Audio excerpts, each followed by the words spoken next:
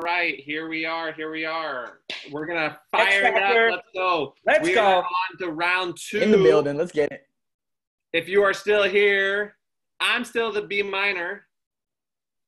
Some things never change. I'm still the X Factor. Some things do change, like how to work Zoom. It's changed. I promise you it wasn't my fault, but we got disconnected, but we're back with Jesse. Jesse, thanks for sticking around. Let's do this. Can we do some quotes right now? What do we got? That's what I was thinking. Oh Let's my go. gosh. Let's You read go. my mind. Here we are. Give us something good. I want Mario. Can we get Mario involved here? I'm gonna put him. Mario's on gonna right go. now. Oh shoot! Mario, I don't you're got gonna a go quote. third or You can fourth. go third. Okay? You got time to Google a quote. Find a good quote, Mario, because we're gonna call on you. Pressure's mounting. You got to have something good for us here in about 1 minute. So here we go. Jesse, you go first. Give us one. Well, here's maybe one of my favorite quotes, and Brant, you've heard me say this one before, but it goes like this. And I don't know who said it. Someone told me it was Confucius said it. I don't even know who that is. Maybe it was Ted Nugent. It doesn't matter. The quote stands on its own 2 legs. It goes like this. One man thought he could. One man thought he couldn't. They both were right. And maybe in 2020 PC culture, we got to go one man or woman or person who identifies as a tree or whatever thinks he can, and then the other people can't, and they both are right. That's all I got. I think that the truth behind that is hard to argue because it's all about mindset, and you think and then you feel and then you act. And that's so true. That was a good one. I love that. There's 2 men or women, 2 people. Or trees. Don't forget the trees. Or people who identify as trees. There you go. I don't know what their pronouns would be. You know, mine should be he, him, his. Yes. I don't know. Tree, I don't know trees. either. It's hard to keep track of everything. It's hard to keep track. But Jesse, I consider you a friend. X Factor a friend. Rebecca Really? a friend. Show We're me your friends. Show me your friends, and I'll show you your future. Wow. I think Teddy Roosevelt said that one. I think that was Teddy Roosevelt or Ted Nugent. One of the Teds. Or it might have been Ted Bundy now that I'm thinking about it. Al Bundy? Was that Married with Children? You just dated yourself. We don't know I'm that. old We're too enough young to here. remember Married with Children. Punt has no idea about dial-up internet. Yeah. I was like, what's dial-up internet? Yeah. Zero clue. Yeah. Oh, yeah. I remember those days. Rebecca knows, though. Rebecca knows dial-up internet. Oh, yeah. All right, so, hey, show me your friends. I'll show you your future. I'm a firm believer in who you are the average of who you spend the most time with. So who do you surround yourself with? Are you hanging out with guys that are doing things they should be doing, or people who are doing things they shouldn't be doing? And who you hang out with, you get to decide to a certain point. Obviously, if they're following you around and they're a Colombian supermodel, you might have to not Figure it out. You got to figure Figure out. it out. Billionaires, Brant. I'm trying to hang out with billionaires. It's not going so well so far, but I'm working on it. because you are who you hang out with. So if you can hang around big timers, do it. You got to do it. It's difficult. You got to fake it, or you got to just you don't fake it. You just be it into existence. But you also, I feel like, Brant, you got to be real and genuine with those relationships because so many people are phony and fake, and the word authenticity is so overused, right? And everything's like, oh, I'm authentic, and they're posting the picture of their butt on Instagram, and you're like, you're authentic for what? And so I promise this has a point. And I was making all these friends in LA, and I realized like every one of my friends was somebody on a show or one of these things. And I was like, would I be hanging out with them if there wasn't opportunity coming from it? And it made me feel like I was using people, and I stopped hanging out with all of them, which I'm not saying is bad or good. I'm just saying you have to find a place where you can look in the mirror and know that you're being genuine and you're a real friend and you'd be there for them no matter what, because you can make friends with anyone, like, you know. And so in my mind, it's like, why would I not be friends with the most successful people that are fun and good people? But I also see so many people using everyone that it's like, I'm very leery now of who I let close to me, because I'm like, what's your angle here? Like, what do you want, you know? So I love it. It's a good point, but I can see both sides for sure, where you're saying what you're saying. You need to be authentic and genuine, and you stopped hanging out with those people. But if you want to be one of those actors, if you want to be where they're at, find the good ones. There's good basketball coaches. There's good people there's people in every walk of life, school teacher, right? basketball coach, AAU tournament, circuit runner. There's good people. You just got to, and that's back to that gut instinct and that intuition. And I think you need to treat people how they deserve to be treated. You don't have to treat everybody the same. You're not going to treat the billionaire CEO. You want to meet people where they're at, not where you're at. So if you're going to talk to the custodian or the janitor, treat them with respect and dignity and how they should be treated, but ask them about their family.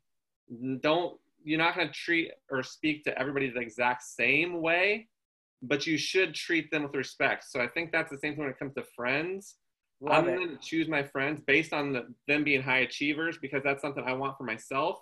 Doesn't mean I'm not going to still be nice and still be respectful of people who I'm going to be nice to people that aren't at the level that I want to call a friend of mine. But I'm also going to make sure, like you said, I'm very close. People are like, oh, you're so open. You're so friendly to everybody. And it's like, yeah, but trust me, my circle's tight. I know who's paddling the same direction I am. And I'm making sure that circle's tight because I don't need anybody drilling holes in the back of the boat when I'm trying to row. So all my friends, I know I'm keeping that circle close. I am friendly. I'm social with a lot of people. So sometimes people think, oh, you're fake because you're just trying to be nice to that person. It's like, well, if you look, I try to be nice to people. I'm a nice guy. I'm a nice guy. Hey, I'm a nice guy. I'm a fun guy. They call me a fun guy. And here's mushroom. And here's something I would challenge you guys to is sometimes you think like, oh, the super successful person is the one you can learn from. But sometimes it might be the homeless guy on the street or the person who's not successful, whose life is totally messed up, that says one thing that can totally change your perspective and help you. And I've had that in sports where it's like, oh man, this coach isn't a good coach and doesn't know a lot about the sport. Maybe they're coaching it because their kid's on the team. But and a lot of people will shut off and not take any advice or coaching or listen to that person. And they might be right. They might have a lot of bad advice, but there might be one thing that you can pick up that could completely change your life, completely change how you play the sport, completely can completely change your business. And so you never know where that can come from. And so if you can still remain open-minded to it, I think there's a lot of really amazing value in that. I agree with you. I think that's so true. I think you need to be open to it, but I think if you're trying to learn how to be, you can learn from everybody, but I think if you're trying to figure out how to be successful in the stock market, spend more time listening to people who have been successful than the homeless guy's tips, you know? Yeah. Unless he's got that one hot tip. He's got that one Martha Stewart hot tip. Hey! Can you say hi, Maggie? Hi! Hi, Maggie! Maggie! Maggie! Can you say hi, Maggie? You see Jesse? Do you see the X Factor? Jordan, MJ. Yeah, everybody. She might want her dad back, huh? She misses you. My wife said no. No, she's good. Okay on Christmas. Were you wearing an original grain watch? This is actually Jord. It looked like it was wood. It is made out of wood. Oh, it is wood? It is wood. It's made out of real wood. My wife got this for me. My wife's a really good gift giver. So she's got great taste. She does have great taste in guys and watches, obviously. Well, let's not get crazy here. Let's not get crazy. The best taste. Hey now. So we're going to toss it over. X Factor. You got to get a quote for us. Quote? No, I don't have one. Stop JK, it. I got one, guys. You know I got one. Okay. For Here we go. So this is mine for the week. Act as if what you do makes a difference because it does. Let me ask you guys a question. Why are you doing anything if you're not trying to make a difference? You know what I mean? Why are you trying to do anything if you're not trying to accomplish something within what you're doing? So act in a way as if as if what you do makes a difference, because literally it does. Everything that you do is going to make a difference in somebody's life. I posted this on Twitter the other day because I was literally walking down the street. I was going back home and I was thinking about this. Whose life did you add value to today? I was thinking whose life did I add value to today? Did I help somebody? Did I rebound for somebody? Did somebody need water and I gave it to them? Whatever the case may be. Whose life did you add value to today? act in a way as if what you do makes a difference because it does. Love it. Tony Robbins says the key to living is giving. And when you hear of all these high achievers, so many of them, like I was saying earlier, are unfulfilled, even though they've hit the highest levels of billions of dollars and companies and all of these things. And I wouldn't be here today with you guys having this conversation and been able to do some of the fun things with basketball that I've done if it wasn't for a janitor named Larry, who used to open up the gym for me every day before school when I was in Alaska. And I'd take the boat across, right? And I'd go up to the school, and he wasn't supposed to let me in, but he let me in.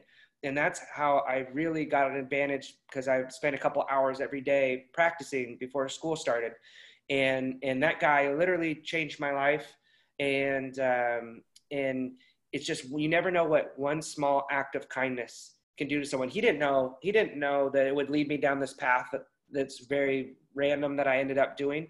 And I got to go back when I first started speaking and go to my high school that I went to, and I got to bring him up in front of the school and thank him and acknowledge him. And it was one of the most emotional and incredible moments that I've ever got to have, because, you know, he's not someone that gets a lot of praise or admiration. And the kids were so actually supportive and excited, and really the kids at that time were just very supportive and loving of him. And he didn't know that I attribute a lot of the things that I've been able to do to him opening that gym for me. And so you never, like you said, today, maybe it's giving someone water, or it's opening a door, or just taking an interest in people, because so many people are hurting and they hide it and they don't know. And if you just have that interaction with the barista or the person working at Target, and you take an interest in them and make them feel special and get a smile on their face, that could have kept them from, you know, harming themselves or that thing. So that's awesome, man. I love it. And I've seen it in my life from both sides, from receiving it and then also trying to pay that forward.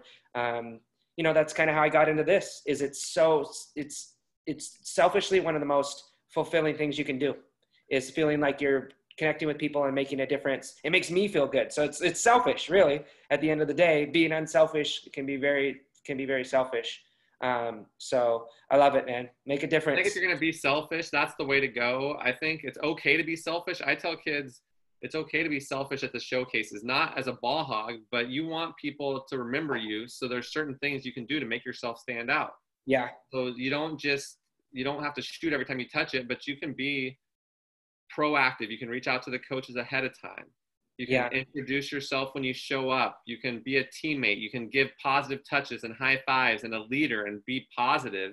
Those are things that can show who you are. So I think, and if it is true though, I know they used to say it's better to give than to receive. And when I was a kid, I was like, screw that, right? Like, no. I like that person didn't know anything about getting a present at Christmas, right?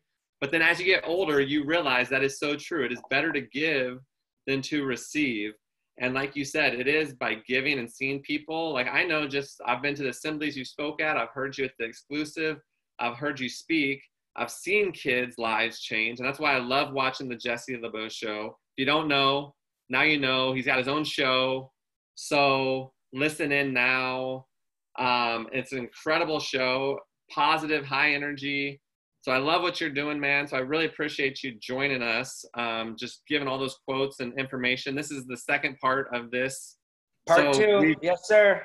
We did put Mario on the spot, and I know he's good with Google because he's in high school. So Mario, close us out with a quote. Give us out with a quote, baby. What do you got? No pressure. This is just the best for last. The climax of the entire Zoom part 2. I got success is never owned, but it's rented, and rent is due every day. Let's go. Okay. Let's go. He came in with the heat for that last. Mario for the win. Now, can you say the quote? Can you say the quote again, Mario, in Pigeon? I don't know how to speak Pigeon. Give it to us one more time. The price of success. Success is never owned, but it's rented, and rent is due every day. Every day, you got to show up. It doesn't matter how you feel. You have to show up. You can't just say, oh, I don't have the money for rent. I'm sorry. You have to perform at your best when your best is required, and your best is required every day. I like that because you really can't just own success and just sit on it and chill and think that it's going to, you're going to get a return on investment every day. Like you really do have to pay rent every single day to maintain that success. Even if you're at the top, like you got to keep grinding or else somebody's going to come take that spot from you. You're going to be like, damn, what happened? You didn't work. You stopped working. You got complacent. I think Mario just shut it down. Bada bing, bada boom. I don't know where we could go from here. Mario, I think I know somebody who has a bookshelf and a bookcase that is unrivaled, and I'm going to give her, as I'm rambling, a little bit of time to prepare her thoughts because Coach Rebecca is about to give you guys. Mario brought it. Mario brought the quote, but if you don't have a quote, Coach, then you're going to have to buy a copy of Among the Giants because I'm stalling for you, Coach. She's ready, though. I can tell. She's got the – She's ready. So, Rebecca, it's on you. I can tell. Well, I just got to put it in because I don't want to misquote it. But it's actually a Bible quote. Love it. I'm not – I love the Bible, obviously. But I'm not one to be like, yeah, go Bible. Don't hit us over the head with it, but give us the knowledge that is in the good book. But Isaiah 41:10, which I would hate to misquote it. So I have a big tattoo on my back and it says "Fear not." And just a little backstory before we get to the quote. But I truly believe in everything I do. Like all the quotes, everything that's been thrown out there with it 100%. But at the end of the day, I feel like God is the only thing I have to fear because he's the only true judge out there, right? So I don't have to fear whether Jesse likes what I look like today or if X is going to like my quote or not, or if Brant's going to hit me up and let me know about the next Zoom call I can be on, because really the only thing to fear is God. So the quote goes, so do not fear, for I am with you. Do not be dismayed, for I am your God. I will strengthen you and help you. I will uphold you with my righteous hand. So there you have it. Fear not. The only Fear not. Fear is God. If you've got a big tournament coming up, if you've got a big work interview coming up, if you got a big guest coming on, all that nervousness, jealousy, anxiety, depression, all of this stuff, COVID, are they going to find a cure? Are all the races ever going to get along again? In the media, will right and left wings become like? Yeah. You don't have to fear that. It'll work. It's nice to have that assurance, especially during such, I hate saying this, uncertain times. Unprecedented times, I think. Oh, is that okay? That's the better way to say it. Unprecedented times. I've only said that like 5 million times, right? Yeah. Every company's emailed me about it. It's like, what? Like, you make deodorant. Why are you telling me about unprecedented times? Thanks, Old Spice. That reminds me, I grew up and I went to a lot of private Christian schools, and there was this poster and it said, witness about the Lord everywhere you go, and when necessary, use words. And I just think that applies to every aspect of our lives, of like whether it's being a leader on your team, Mario, or leading a company, or coaching, or being on a DePaul. Like, everyone can talk and everyone will talk, especially in today's age. But I don't even want to get advice or things from people who aren't living it. And I want to, like, if I want a trainer, I want a trainer that's in great shape, that looks ripped and all these things, because they're actually doing what they're talking about. And it's same thing in business. And so that's one piece I think can really help us to stand out and be good leaders, be good men, be good husbands, be good fathers. All these things is to actually live it and let people see it by your actions, because that's the hardest part, right? It's easy to be like, oh, just do this. Don't do as I, don't do as I do as I say. But it's like the best way is to be an example and actually live it. And so I love that you took it there, Coach. I love that. I feel like preach the gospel, use words only when needed. I don't know where did you, who do I quote when I say that? Because I say that one sometimes. I'm like, hey, preach the gospel, right? Like, I feel like, but I want people to know what I am and what I believe by how I treat people, by how I act, Not And they by do. necessarily what I say, right? The Like, light that you bring to so many people. right? Absolutely. 100%. 100%. Well, part 2 was 100, man. We did it. We did it. Nailed it. And we end it like this. Ponce a walk-on. I was a walk-on when I played in college. I never got a basketball scholarship. I never got a paycheck to play the game. Rebecca knows how we end it. So if you're going to walk Walk on. Mario, we all did it except Mario, for where you. you at? You missed it, Mario. Look, okay, so Even I got it, Mario. Even I got it. Walk on. Unbelievable. Yeah. Okay, 2.